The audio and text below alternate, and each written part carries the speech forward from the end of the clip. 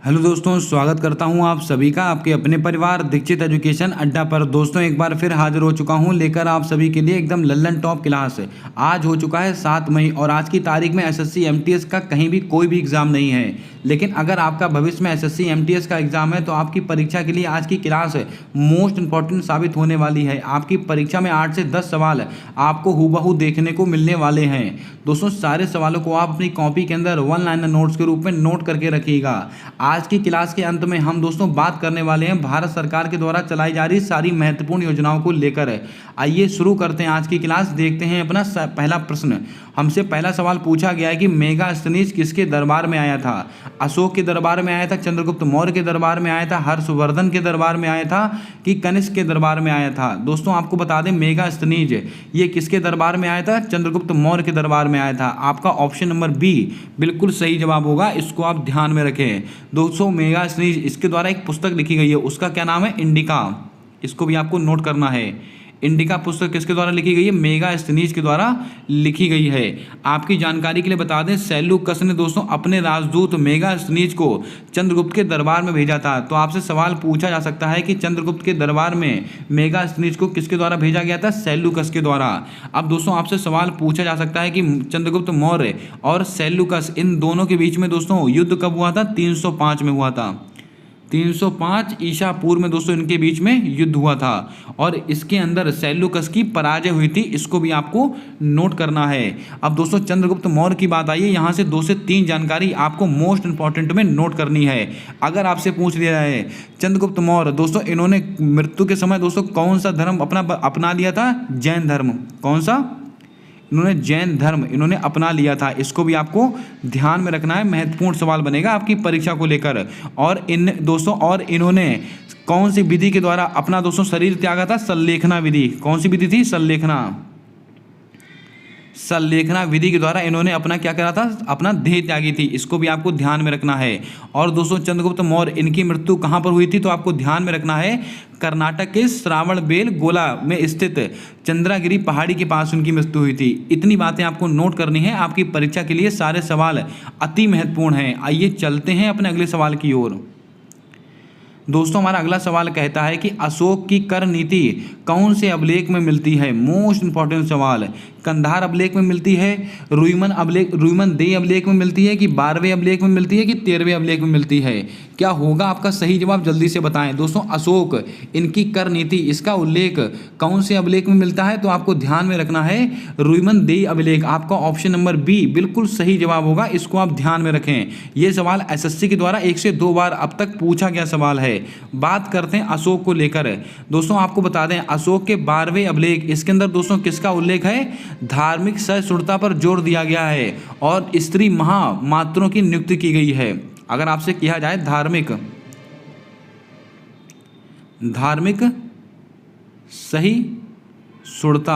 धार्मिक सहिष्णुता पर जोर दोस्तों कब कौन से अभिलेख में दिया गया, 12वें अभिलेख में। अगर आपसे पूछ लिया जाए 13वां अभिलेख, मोस्ट इंपॉर्टेंट सवाल दोस्तों, अगर आपसे पूछा जाए कलिंग युद्ध का वर्णन दोस्तों कौन से अभिलेख में मिलता है, 13वें अभिलेख में। कलिंग युद्ध का वर्णन 13वें अभिलेख में मिलता है, इसको भी आपको ध्यान में रखना है। दोस्तों आपको बता दें कलिंग युद्ध के बाद अशोक का हृदय परिवर्तन हो गया था और उन्होंने दोस्तों जो रक्तपात की नीति है उसको बदल दिया था। ये सवाल आपकी परीक्षा में पूछा भी गया है। आइए चलते हैं अपने अगले सवाल की ओर। हमारा अगला सवाल कहता है कि नालंदा विश्वविद्यालय की स्थापना किसके द्वारा की गई, स्कंदगुप्त, चंद्रगुप्त, कुमारगुप्त, चंद्रगुप्त द्वितीय। क्या होगा आपका सही जवाब, जल्दी से बताएं। नालंदा विश्वविद्यालय इसकी स्थापना किसके द्वारा की गई, तो आपको सबको पता है कुमारगुप्त। आपका ऑप्शन नंबर सी बिल्कुल सही जवाब होगा, इसको भी आपको याद रखना है। ये सवाल भी आपकी परीक्षा में 2 से 3 बार अब तक पूछा जा चुका है। आइए चलते हैं अपने अगले प्रश्न की ओर। हमारा अगला सवाल पूछा गया है कि सती प्रथा का उल्लेख किस अभिलेख में मिला। लगाइएगा स्टार, आपकी परीक्षा में इस स्लाइड से 100% आपको सवाल देखने को मिलेगा। सती प्रथा का उल्लेख सबसे पहला उल्लेख किस दोस्तों अभिलेख में मिला था, हाथी गुम्फा अभिलेख में है, प्रयाग स्तंभ अभिलेख में है, ऐरण अभिलेख में है या जूनागढ़ अभिलेख में है। दोस्तों आपको बता दें सती प्रथा का सबसे पहले उल्लेख कौन से अभिलेख में मिला था, ऐरण अभिलेख। आपका ऑप्शन नंबर सी बिल्कुल सही जवाब होगा, इसको भी आपको ध्यान में रखना है। अब दोस्तों दोस्तों बात करते हैं ऑप्शंस को लेकर। अगर आपसे पूछ लिया जाए प्रयाग स्तंभ अभिलेख, ये दोस्तों किसके समय का है? समुद्रगुप्त के समय का है। किसके?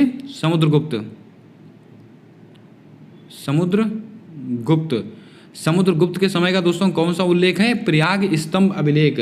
अगर आपसे पूछ लिया जाए ऐरण अभिलेख, ये दोस्तों किसके समय का है? ये भी आपको ध्यान में रखना है, भानुगुप्त के समय का है। किसके?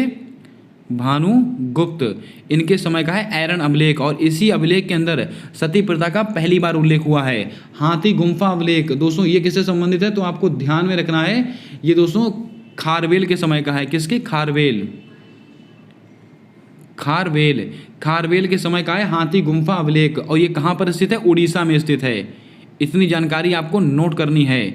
अब दोस्तों ऑप्शन में देके रखा हुआ है जूनागढ़ अभिलेख, ये किसके समय का? रुद्रदामन। किसके? रुद्रदामन, इनके समय का है जूनागढ़ अभिलेख। दोस्तों एक और बचता है ऐहोल अभिलेख। कौन सा दोस्तों?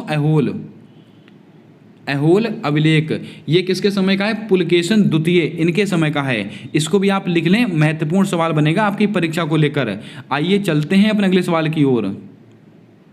हमसे अगला सवाल पूछा गया है कि मॉन्टेग्यू चैम्सफोर्ड अधिनियम किस वर्ष से संबंधित है? 1920, 1923, 1924, 1925। क्या होगा आपका सही जवाब? जल्दी से बताएं। दोस्तों यहाँ पर वो ऑप्शन मिसिंग है जो इसका सही आंसर होगा। मॉन्टेग्यू चैम्सफोर्ड अधिनियम ये किस वर्ष से संबंधित है? वर्ष 1919 होगा। यहाँ पर दोस्तों आप 1919 कर लीजिएगा और यही आपका सही आंसर होगा। 1919 को दोस्तों 2 से 3 चीज़ें आपको याद रखनी है। 13 अप्रैल 1919 क्या हुआ था? जलियांवाला बाग हत्याकांड।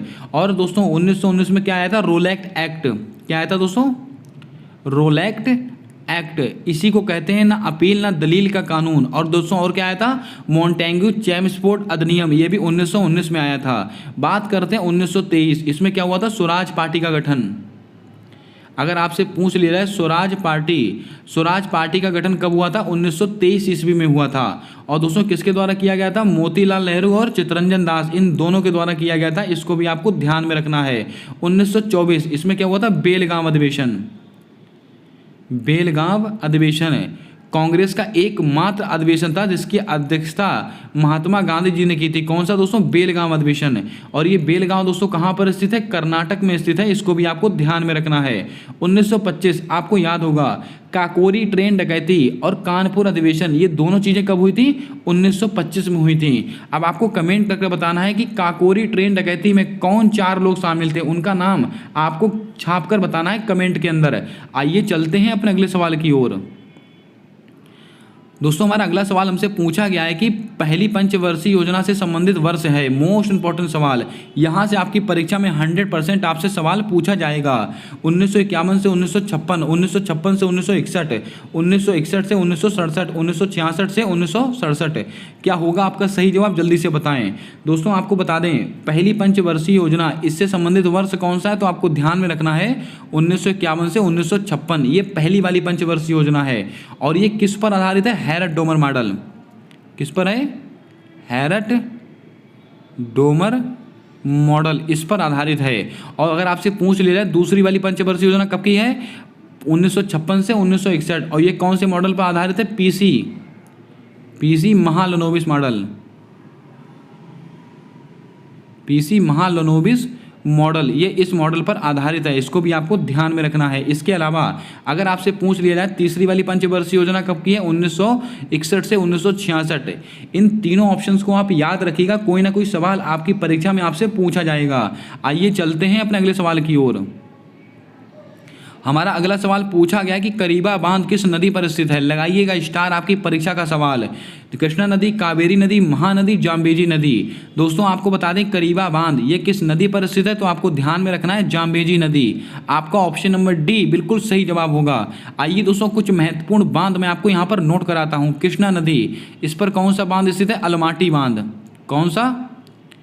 अलमाटी बांध किस नदी पर स्थित है? कृष्णा नदी। और दोस्तों नागार्जुन सागर बांध, नागार्जुन सागर बांध, नागार्जुन सागर बांध किस नदी पर स्थित है? तो आपको ध्यान में रखना है कृष्णा नदी पर।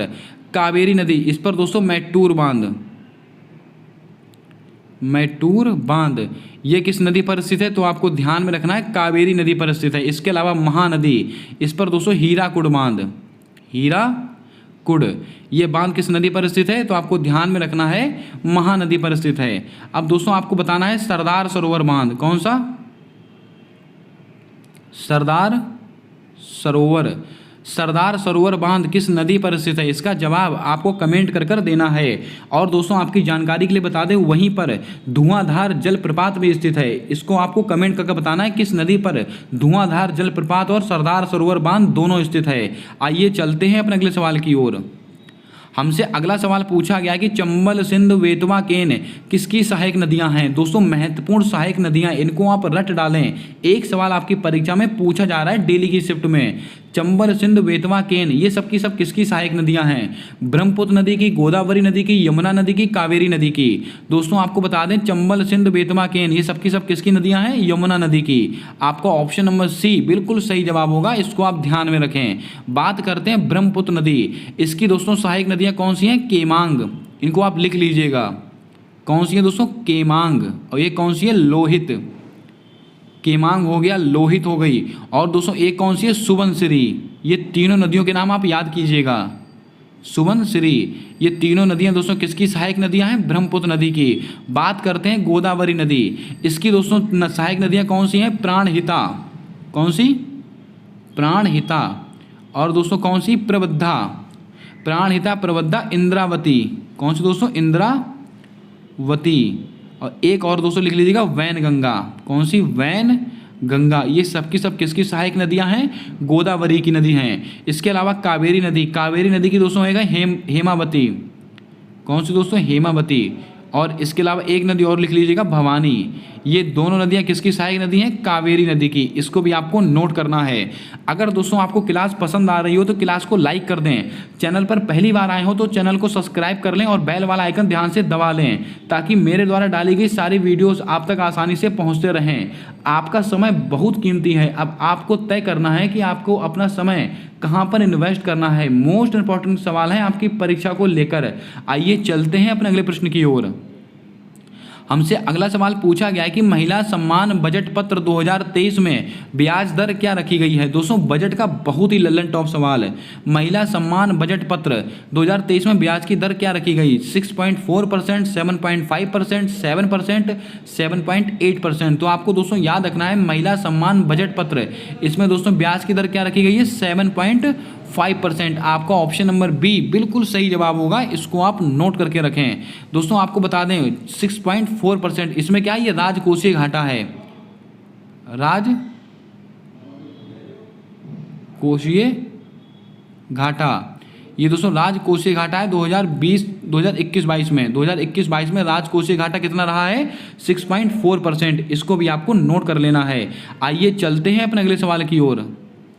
दोस्तों हमारा अगला सवाल कहा गया है कि मलेशिया के नए राष्ट्रपति के रूप में किसे नियुक्त किया गया? महत्वपूर्ण नियुक्तियां, यूसुफ योल को किया गया, लूला डी सिल्वा को किया गया है, अनवर इब्राहिम को किया गया, विलियम रूटो को किया गया है। दोस्तों आपको बता दें मलेशिया के नए राष्ट्रपति के रूप में किसको नियुक्त किया गया है? तो आपको ध्यान में रखना है अनवर इब्राहिम। आपका ऑप्शन नंबर सी बिल्कुल सही जवाब होगा, इसको आप ध्यान में रखें। बात करते हैं यूनसुक योल, ये कौन बने हैं? दक्षिण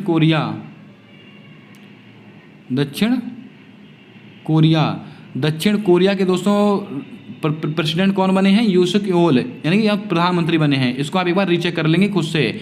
लूला डी सिल्वा, ये कहाँ के बने हैं? ब्राज़ील के नए राष्ट्रपति कौन बने हैं? लूला डी सिल्वा। इसके अलावा विलियम रूटो, ये दोस्तों कहाँ के हैं?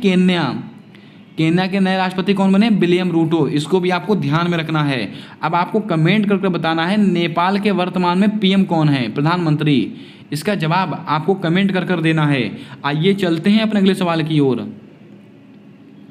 दोस्तों हमसे अगला सवाल पूछा गया कि वित्त एवं संपत्ति का उल्लेख कौन से भाग में किया गया है? लगाइएगा स्टार, आपकी परीक्षा में यहाँ से 100% सवाल बनने की उम्मीद रहेगी। वित्त एवं संपत्ति का उल्लेख कौन से भाग में किया गया है? भाग 9, भाग 9A, भाग 9B, भाग 12। क्या होगा आपका सही जवाब? जल्दी से बताएं। यहाँ पर भाग 9A कर लीजिएगा आप।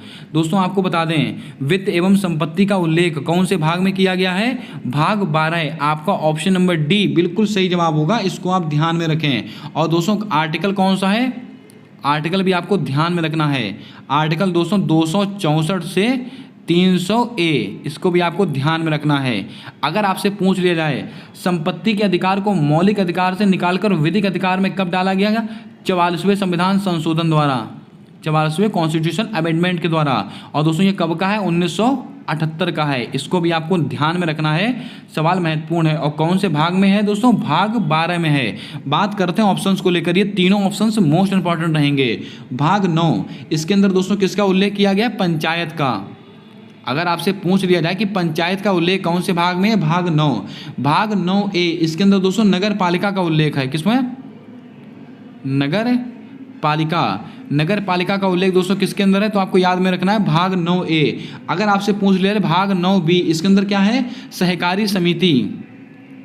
सहकारी समिति, सहकारी समिति का उल्लेख कौन से भाग में है? तो आपको ध्यान में रखना है भाग 9B। इतनी बातें आपको नोट करनी है। अब दोस्तों आपको कमेंट करके बताना है आपात उपबंध। मैंने कई बार नोट कराया है, आपात उपबंध ये किस भाग में इसका उल्लेख किया गया है? दोस्तों आपको याद होगा तीन प्रकार के आपात होते हैं दोस्तों, आर्टिकल 352, आर्टिकल 356, आर्टिकल 360, राष्ट्रपति आपात, राष्ट्रपति शासन और वित्तीय आपात। इन तीनों का उल्लेख कौन से भाग में किया गया है? इसका जवाब आपको कमेंट कर देना है। आइए चलते हैं अपने अगले सवाल की ओर। हमसे अगला सवाल पूछा गया कि पद्म विभूषण पुरस्कार 2023 किसको प्राप्त हुआ? इस सवाल के ऊपर आप 100 टाइम स्टार लगा के रखें। आने वाली सभी परीक्षाओं के लिए मोस्ट इंपॉर्टेंट क्लास बनेगी। दोस्तों श्रीनिवास को दिया गया है, टी.एस. कृष्णा को दिया गया है, पी.सी. महालनोबिस को दिया गया है, उपरोक्त सभी को दिया गया है। दोस्तों आपको बता दें पद्म विभूषण पुरस्कार 2023 ये किसको मिला है? तो आपको ध्यान में रखना है ये 6 लोगों को दिया गया था, जिसमें से दोस्तों एक ये शामिल है श्रीनिवास। ये दोस्तों एकमात्र भारतीय मूल के अमेरिकी दोस्तों हैं जिनको क्या दिया गया है?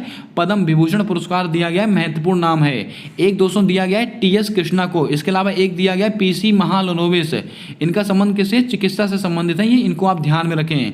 आपका ऑप्शन नंबर डी बिल्कुल सही जवाब होगा। ये 3 तो हो गए दोस्तों, इनको दिया गया। और 3 लोग कौन कौन है वो भी आपको नोट करना है। नंबर 1 मुलायम सिंह यादव, मुलायम सिंह यादव एक इनको दिया गया है। इसके अलावा एक दोस्तों बाल कृष्ण दोषी, आपको याद होगा बाल कृष्ण दोषी एकमात्र दोस्तों भारतीय हैं जिनको 2014 में प्रित्जर अवार्ड यानी कि दोस्तों वास्तुकला का अवार्ड मिला है। इसको भी आप ध्यान में रखें। और एक नाम कौन है? जाकिर हुसैन। जाकिर हुसैन।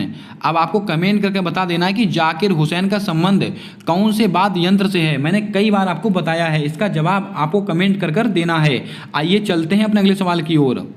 दोस्तों हमारा अगला सवाल हमसे पूछा गया है कि खेलो India youth game Madhya Pradesh के कितने शहरों में हुआ है? आपसे अभी सवाल पूछा गया था कि खेलो इंडिया यूथ गेम कहां पर आयोजित हुए हैं। तो आपसे सवाल पूछा जा सकता है कि मध्य प्रदेश के कितने शहरों में आयोजित हुए हैं।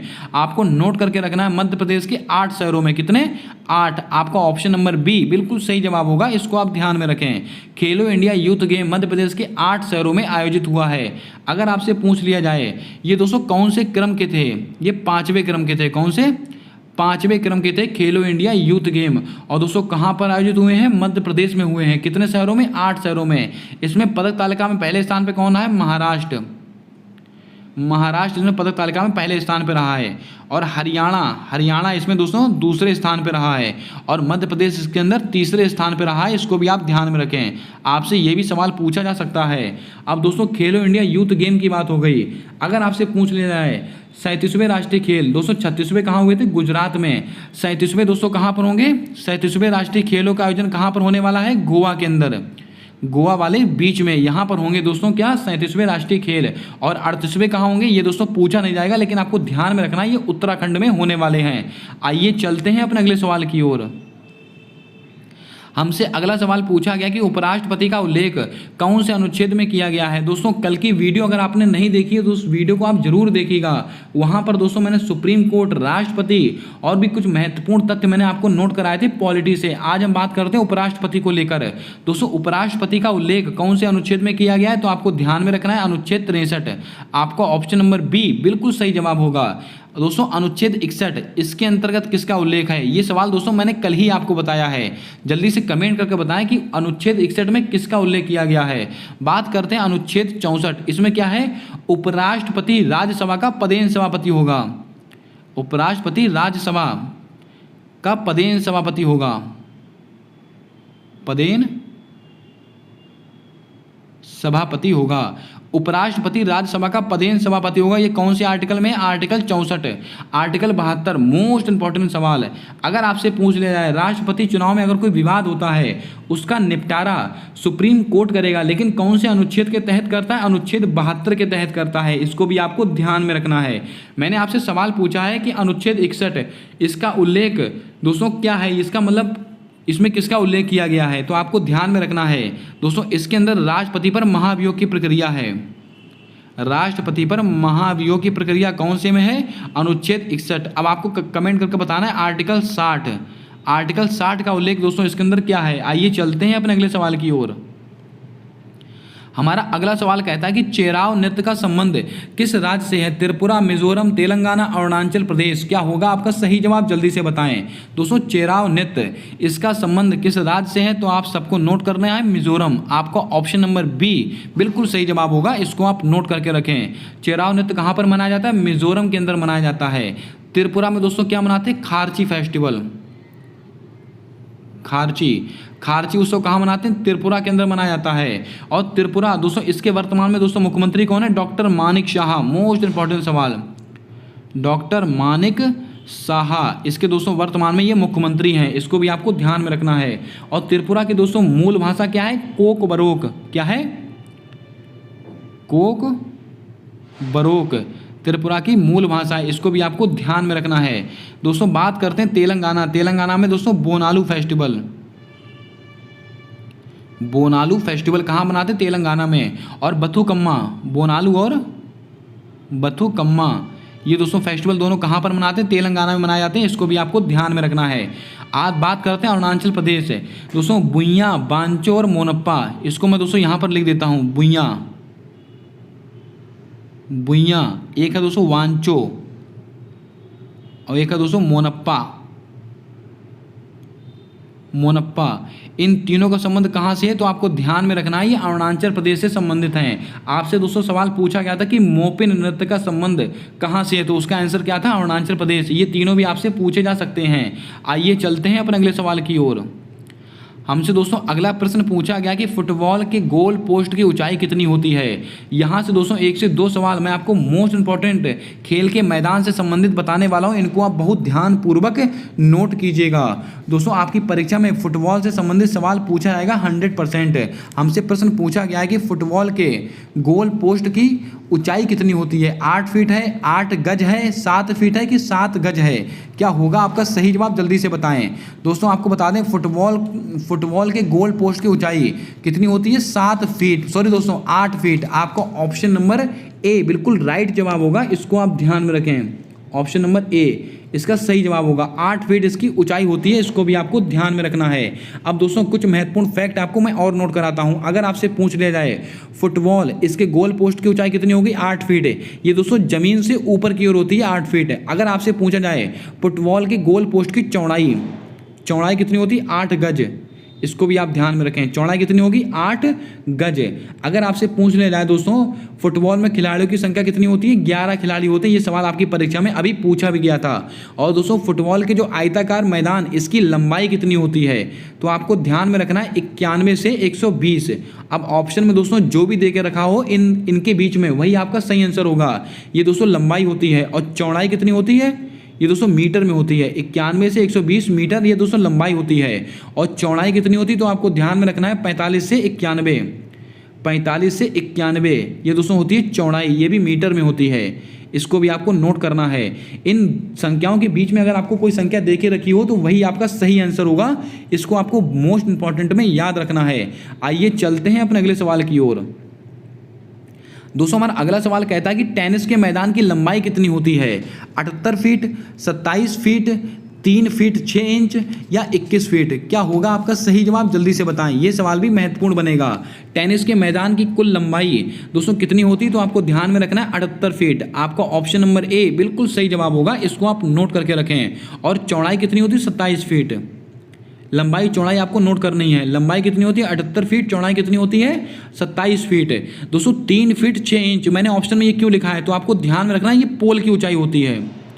अगर आपसे प्रश्न में पोल की ऊंचाई पूछ ले तो आपको जवाब देना है 3 फीट 6 इंच। ये दोस्तों पोल की ऊंचाई होती है, इसको भी आपको नोट करना है। ये सवाल भी कई बार परीक्षाओं में रिपीट हुए सवाल हैं। और दोस्तों 21 फीट ये ऑप्शन मैंने क्यों लगाया है, तो आपको ये भी याद रखना है सेंटर लाइन से पहली लाइन की दूरी। अगर आपसे सवाल बहुत कठिन करेगा तो आपसे ये पूछेगा सेंटर लाइन से पहली लाइन की दूरी कितनी है, 21 फीट। इसको भी आप नोट कर लें। अगर दोस्तों ये दोनों सवाल आपको पसंद आए हों तो दिल से लाइक कीजिएगा, और आपके जो भी दोस्त SSC MTS की तैयारी कर रहे हों उन तक वीडियो जरूर शेयर कीजिएगा। 100% आज की क्लास से आपकी परीक्षा में 8 से 10 सवाल आपको देखने को मिलेंगे। शुरू करते हैं अपना अगला प्रश्न। दोस्तों हमसे अगला सवाल पूछा गया कि बोलक आर्ट, उम्मट आर्ट नृत्य का संबंध किस राज्य से है। बिल्कुल SSC लेवल का सवाल, और SSC ने 2 से 3 बार इस सवाल को अब तक पूछा है। बोलक आर्ट, उम्मट आर्ट नृत्य का संबंध किस राज्य से है। कर्नाटक, सिक्किम, उड़ीसा, राजस्थान। दोस्तों आपको बता दें इन दोनों का संबंध है कर्नाटक से। आपका ऑप्शन नंबर ए बिल्कुल सही जवाब होगा, इसको आप ध्यान में रखें। दोस्तों 1 से 2 आप और नोट कीजिएगा। यक्षगान, यक्षगान इसका संबंध कहां से है, कर्नाटक से। और एक दोस्तों है डोलू कूनिया करके दोस्तों एक है डोलू कूनिया। ये बड़ा अजीब सा नाम है, लेकिन दोस्तों ये परीक्षा में पूछे गए सवाल है। डोलू कूनिया इनका संबंध कहां से, कर्नाटक से ही है। दोस्तों बात करते हैं सिक्किम को लेकर। सिक्किम से दोस्तों आपको 3 से 4 चीजें मैं आपको नोट कराता हूं। नंबर 1 सिद्धि छाम, ये दोस्तों कहाँ का है, सिक्किम का। इसके अलावा मारूनी, दोस्तों क्या है, मारूनी ये कहाँ का है, सिक्किम। एक है लोसांग, ये तो दोस्तों सरल है, आपको याद होगा। लोसर फेस्टिवल कहाँ मनाते हैं, लद्दाख में, लेकिन लोसांग कहाँ मनाते हैं, सिक्किम में। और एक दोस्तों तासी, क्या है दोस्तों, तासी यागकू। ये बड़े अजीब से नाम है, लेकिन परीक्षा में पूछे गए सवाल हैं, इनको आप ध्यान में रखें। इन सबका संबंध कहाँ से, सिक्किम। दोस्तों बात करते हैं राजस्थान। राजस्थान का दोस्तों आपको याद होगा सपेरों के द्वारा कौन सा नृत्य करते हैं, कालबेलिया नृत्य। इसको भी आपको ध्यान में रखना है। उड़ीसा, दोस्तों उड़ीसा से आपको 1 से 2 चीज़ें याद रखनी है। कौन कौन से, पाइका कहाँ का है, ये परीक्षा में पूछा गया सवाल है। पाइका कहाँ का है, उड़ीसा का है। इसके अलावा भागा हो गया, पाइका हो गया। घुमरा ये महत्वपूर्ण है, घुमरा ये कहाँ का, ये भी उड़ीसा से संबंधित है, इसको भी आपको ध्यान में रखना है। आइए चलते हैं अपने अगले सवाल की ओर। हमारा अगला सवाल पूछा गया कि बायोडायवर्सिटी पर COP 15 का आयोजन कहाँ पर किया गया है। मोस्ट इंपॉर्टेंट सवाल है आपकी परीक्षा को लेकर। पेरिस, कनाडा, मिस्र, संयुक्त अरब अमीरात। दोस्तों आपको बता दें बायोडायवर्सिटी पर COP 15 इसका आयोजन कहाँ पर हुआ है, कनाडा में हुआ है। आपका ऑप्शन नंबर बी बिल्कुल सही जवाब होगा। और कनाडा में भी कहाँ पर,